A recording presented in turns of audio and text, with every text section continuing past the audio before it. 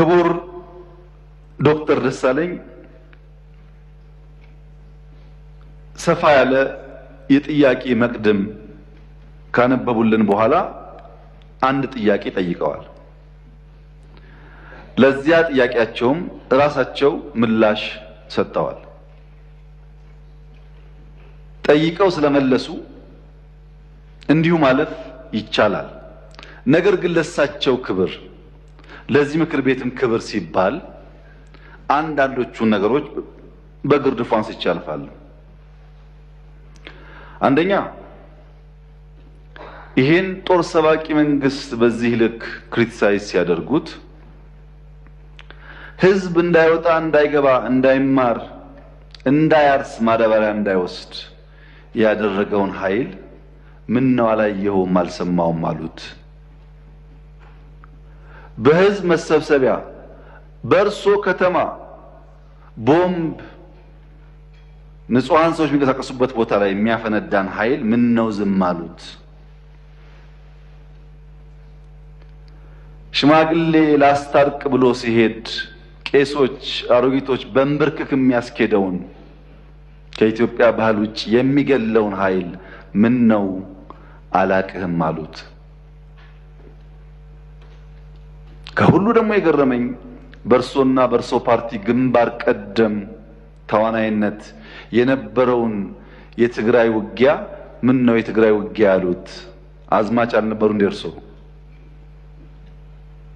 እነዚህ ሳቢዎች የማያውቁት ሀገር ሄዶ ቁርበት አንጥፉልኝ እንዳለው ስጋ በሊታ ያስመስለዋል። ይሄ ተገቢ አይመስለኝም። በእኛ በኩል ያለውን ክሪቲክስ ችግር የለውም እንፈትሸዋለን። እርሶ ግን ትንሽ ሚዛን ቢጠብቁ ጠቃሚ ነበር ብዬ አስባለሁ።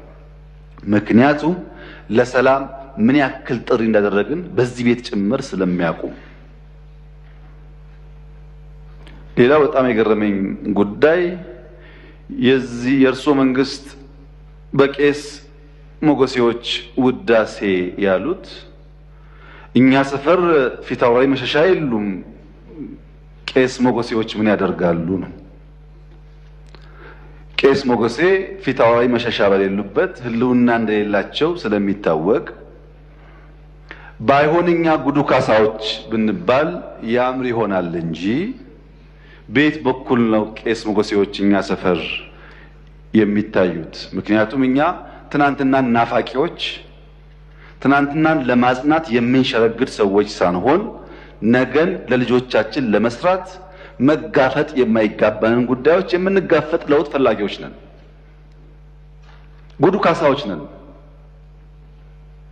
ይሄንን እሳቤውን እዚህ ቤት የነበሩት ሐዲስ ዓለማየሁ ላፍታ ተነስተው ጥያቄውና ኢትዮጵያ ውስጥ ያለውን ነገር ቢመለከቱ ምን ነው ያብዬን ወደምዬ የሚሉ ይመስለኛል። መንግስታችን ለክሪቲክስ በጣም ክፍት ነው። ኢትዮጵያ ውስጥ ባልተለመደ ሁኔታ ስልክ ያለው ማይክ የያዘው ሁሉ የሚናገርበት ዘመን ነው ይሄ ዘመን። ሐሳብ በመግለጽ ሰው ይታሰራል ላሉት እርስዎ እዚህ ፓርላማ አካባቢ ከመቅረቡ በፊት የዚህ ፓርላማ አባል ነበርኩ ነኝ። ቅድም እንዳደረጉት አይነት ግላጭ ስድብ አይፈቀድም ፓርላማ ውስጥ። ነበርንበት፣ እናቀዋለን። ሰው በንግግሩ የሚታሰር ከሆነ ጦረኛ፣ ግጭት ጨማቂ፣ ጆሮ የሌለው ከሚል በላይ ስድብ ምን አለ? እዚህ ፊት ለፊታችን ሆነው እየተሳደቡ እንኳን ካልታሰሩ ሰው በንግግሩ ብቻ አይታሰርም ማለት ነው። ጦረኛ፣ ግጭት ጨማቂ፣ ጆሮ አልቦች ካሉ በኋላ ልክ እናስገባችኋለን በትጥቅ በሁለት ሳምንት 4 ኪሎ እንገባለን ቢጨምሩበት ግን እርሶም አይቀርሉት ነበር። በመሳደብ አይደለም። ከዚያ አልፎ በኃይል የተመረጠን መንግስት መናት ሲጨመርበት ነው ጸብ የሚመጣው። ዩቲዩብ ላይ የተናገረ ሁሉ ጋዜጠኛ ሆኖ ጋዜጠኞች ታሰሩ ያሉት እንደዚህ ዘመን መቼም የኢትዮጵያ ሕዝብ ይታዘባል። ከፓርላማም ውጭ ሰው እንዳሻው የሚናገርበት ዘመን፣ ሁሉ ጉዳይ ፖለቲካ የሆነበት ዘመን ያለ አይመስለኝም።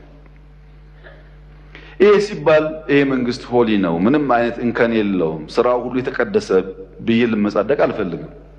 እርስዎ ካቀረባቸው ሀሳቦች ውስጥ መፈተሽ ያለባቸው ጉዳዮች ይኖራሉ፣ መታረም ያለባቸው ጉዳዮች ይኖራሉ። በእስርም በክስ ሂደትም በሌላም ጉዳይ መንግስት ሁልጊዜ ራሱን ክፍት አድርጎ መፈተሽ አለበት። እንከን የለኝም የሚል መንግስት አያድግም። ነገር ግን ሚዛን ሲጠፋ ለሚሰማውም ትውልድ ለእርሶም ፓርቲ ጉዳት ያለው ስለመሰለኝ ነው። ምክንያቱም ይሄ መንግስት አሁን ያለው መንግስት የእርሶ ፓርቲ መንግስት ሆኖ ያቋቋመው ነው። የእርሶ ፓርቲ ሊቀመንበር የኔ ካቢኔ አባል ናቸው። የእርሶ ፓርቲ አመራሮች በአማራ ክልል በአዲስ አበባ ክልል ውስጥ በአዲስ አበባ ከተማ ውስጥ አመራሮች ናቸው። በጋራ የምንመራው መንግስት ነው። እናንተም ስላላችሁ እኛም ስላለንበት ሰዎችም ስለሆን ስንፍናዎች ይኖራሉ፣ ድካሞች ይኖራሉ፣ መታረም የሚገባቸው ጉዳዮች ይኖራሉ። ለምሳሌ ጦርነት በሚመለከት ወደ ኋላ መለስ ብለው የኢትዮጵያን የ100 ዓመት ታሪክ ይመልከቱ። በ100 ዓመት ጊዜ ውስጥ 7 ዓመት ሙሉ ከአንድም ጎረቤት ጋር ያልተዋጋ ብቸኛው መንግስት የኛ መንግስት ነው። ባለፉት 7 ዓመታት ከየትኛውም ጎረቤት ጋር አንድ ጥይት አልተኮሰም። እኔ በታሪክ የማውቀውን ሳይሆን በአካል የማውቀውን ግን ላስታውሶ በ83 ገብቶ 84 መንግስት የመሰረተው የኢህአዴግ መንግስት እስከ 90 ዓመተ ምህረት ባለው 6 ዓመት ጊዜ ውስጥ መጀመሪያ ከሳውት ሱዳን ኢታንግ ላይ፣ ቀጥሎ ከሱዳን፣ ቀጥሎ ከኤርትራ ውጊያ አካሂዷል። በኋላ የሶማሌውን ሳይጨመር ማለት ነው። በ7 ዓመት ጊዜ ውስጥ በደርግም የሚያውቁት ታሪክ ነው። በንጉሱ ጊዜም እንዲሁ ባለፉት 7 ዓመታት ከአንድም ጎረቤት ጋር ያልተዋጋ ነው። የሚያጋጩ ጉዳዮች ስለሌሉ ሳይሆን ግጭት ጉዳት አምጪ እንደሆነ ስለምናቅ ነው፣ ስላደግንበት ስለምናቀው ነው። በሀገር ውስጥ ቤኒሻንጉል ጋር ታጣቂዎች በሰላም ተደራድረን አላስገባንም። ይሄ አይታወቅም፣ ለምክር ቤት አያውቀውም። ኦሮሚያ ውስጥ በጣም በርካታ ሴክቶች እንደገቡ አይታወቅም። በአማራ ክልል ባለፉት 2-3 ቀናት ብቻ ከ70 በላይ ሰዎች በሰላማዊ መንገድ ገብተዋል። 2-3 ቀን ብቻ። በአፋር ክልል፣ በሶማሌ ክልል በርካታ የሰላም ድርድሮች ተካሂደዋል። ለዚህ ነው መጠነኛ ለውጥ መሻሻሎች ያሉት።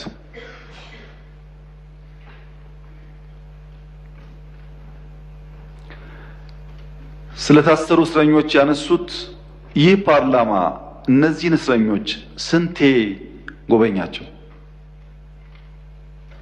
ሄዳችሁ አላያችሁም? አልጎበኛችሁም? በሚዲያ ይቻል ውስጥ ጎበኙ። ድሮ እንኳን ፓርላማ በእንደዚህ አይነት ጉዳይ የታሰሩ ሰዎች መጎብኘት ይቅርና ታሳሪዎቹ ራሳቸው ከእስር ሲፈቱ የት ቦታ እንደታሰሩ አያውቁም። ተሸፍነው ገብተው ተሸፍነው ይወጣሉ። ይሄማ ተቀይሯል፣ ተሻሽሏል፣ ለውጥ አለ። የሚቀር ነገር አለ? አዎ አለ። ጀማሪዎች ስለሆን ማረም አለብን፣ ግን ለውድድር የሚቀርብ አይደለም። ብልጽግና በየትኛው መመዘኛ ከኢህአዴግ ጋር አይወዳደርም። በአደረጃጀቱ፣ በእሳቤው፣ በተግባሩ፣ በሚመራበት መርህ ለውድድር የሚቀርብ አይደለም። ይሄን ለእናንተ መንገር ለቀባሪ ማርዳት ያህል ስለሆነ አልፈልገውም። እኛ ተመርጠን ሳለ ሙሉ በሙሉ ብቻችንን መንግስት መሆን ስንችል በህግም በሞራል የለም ለሰላማችን ሲባል ከሚፎካከሩ ኃይሎች ጋር በጋራ መንግስት እንፍጠር ያልነው ሰላም ፍለጋ ነው። ሰላም ፍለጋ ነው። የታጠቀ ኃይሉ በነፃ ይግባ ሳይጠየቅ ይግባ ብለን ያወጅነው ሰላም ፍለጋ ነው። በየመድረኩ ሰላም ሰላም ሰላም እንለውም የሰላም ፋይዳ ስለሚገባ ነው። ኢንክሉሲቭ ናሽናል ዲያሎግ ኢትዮጵያ ውስጥ ሲለመን የከረመ አጀንዳ ነው። ጠቃሚ ነው። በሺህ የሚቆጠር ሰው ያለውን ማንኛውም ሐሳብ በነጻነት እያነሳበት ያለ አውድ ነው። ይሄ መጠናከር አለበት፣ ጠቃሚ ነው። በአንድ በኩል ችግር አለ፣ ህገ መንግስቱ ይቀደድ ይባላል። የለም እኛ አንቀድም፣ ህዝብ አወያይተን አማክረን ሁሉም ሳይኖሮት ነው የሚቀየረው ደግሞ ሲባል ፕሮሰሱን አንፈልግም ይባላል። አብሮ አይሄድም።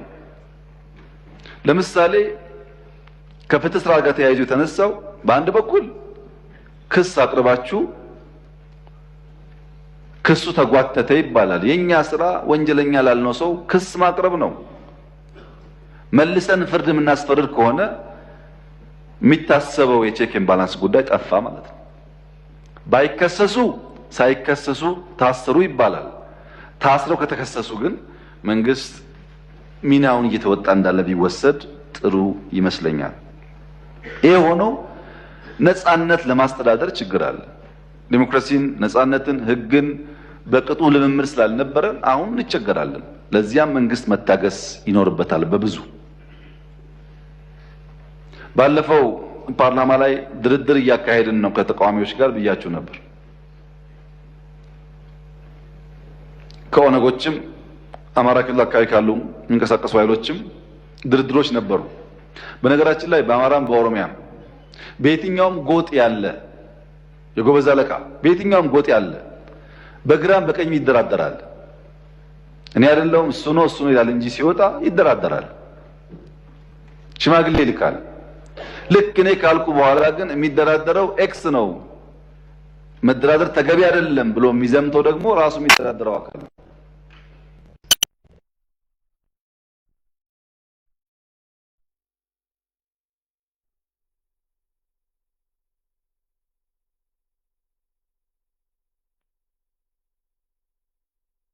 አማራ ክልል ላውጥም እንደዚሁ በሰላም ግቡ። መንግስት ሁልጊዜም እጁ የተዘረጋ ነው። በድርድር በሰላም ጉዳያችን ለመፍታት ትልቅ ፍላጎት አለን። ጥቅም ስለሌለው ዓላማውን ስለማያሳካ 5 ዓመት ብንዋጋ 6 ብንዋጋ ማንም ሰው 4 ኪሎ ስለማይደርስ ዋጋ የለውም። ዓላማ ለሌለው ነገር ደግሞ መጋደል ተገቢ ነው። ሰላሙ ከማንም በላይ እኛ የምንፈልገው ጉዳይ እንደሆነ ቢታሰብ። ሁሉ ነገር ጨለማ ነው፣ ሁሉ ነገር ጥፋት ነው፣ ሁሉ ነገር አዘቅት ነው፣ ሁሉ ነገር የለም ላሉት ክቡር ዶክተር ደሳለኝ እኔ ለእርሶ ነው ያዘንኩት። ምክንያቱም በዚህ ሁሉ ጨለምተኝነት፣ በዚህ ሁሉ ፔሲሚዝም ድንገት እድል ቢቀናውት ለኢትዮጵያ ሕዝብ ምንድን ነው የሚሰጡት? እርሶ በጨለማ ተውጠው ከጨለማ ብርሃን ያወጣ ከጭንቀት ብርሃን ያወጣ ተስፋ እንዴት አይሰንቁም? ይሄን አልቻላችሁም እኔ መጥቼ ቀይረዋለሁ እንኳን ቢሉን ነው የሚሻለው እንጂ ሁሉ ነገር ጨለማ ከሆነ ጥሩ አይደለም። ፖለቲካ የሚፈለገው በጨለማ ውስጥ በችግር ውስጥ ተስፋን ማሳየት ነው፣ ለውጥን ማሳየት ነው፣ ወደዚያ ሰውን መምራት ነው፣ መጨበጥ ነው እንጂ ችግር ብቻ መናገር አይደለምና የምንውልበት የምንሰማው የምንነጋገርበት ጉዳይ በገደል ማሚቱ ተመልሶ እያስተጋባብን እሱ ነገር እየኖርነው እንዳይሆን ጥንቃቄ ቢደረግ መልካም ነው ለማለት ነው። እርሶ ምላሽ እንደማይፈልጉ ቢናገሩም ለተከበረው ምክር ቤት ክብር ሲባል አንዳንድ ጉዳይ ቢታይ ብዬ ነው። ካነሷቸው ጫፍ የወጡ ክሪቲክሶች እና ሂሶች መካከልም ቢሆን ለኛ ጠቃሚ የሚሆኑትን ጉዳዮች ግን ፈትሸን እንወስዳለን።